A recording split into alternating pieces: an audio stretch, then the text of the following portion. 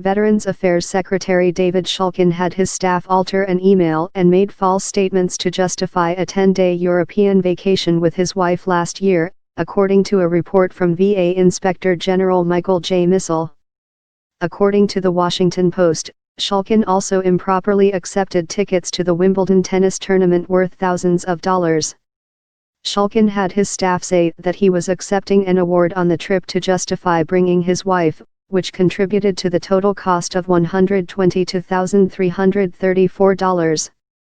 Shulkin called the portrayal of the trip entirely inaccurate, adding that it reeks of an agenda. This did not stop Representative Mike Kaufman, Arcolo, from calling for Shulkin's resignation. "It's exactly corruption and abuses like this that doesn't help our veterans," wrote Kaufman, who served in the Marines. "Secretary Shulkin must resign now. President Trump ran on accountability, it starts here." That news came just days after Environmental Protection Agency head Scott Pruitt was found to have taken a number of expensive flights, including a first-class flight between New York and Washington, D.C. and a $7,000 business-class trip to Milan. A Washington Post analysis found that travel expenses for Pruitt and his top aide just in the month of June 2017 topped $90,000.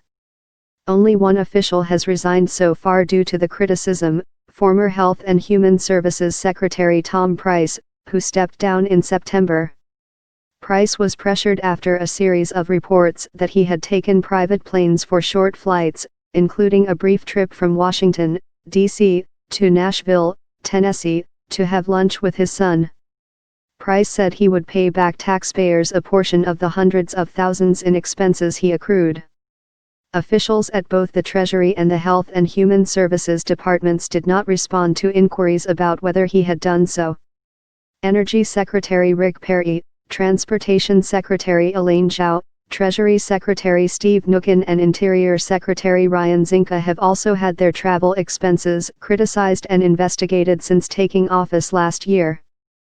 Following Price's resignation, the White House issued a memo stating that government-owned, rented, leased, or chartered aircraft should not be used for travel by government employees except with specific justification in an attempt to curtail the travel spending.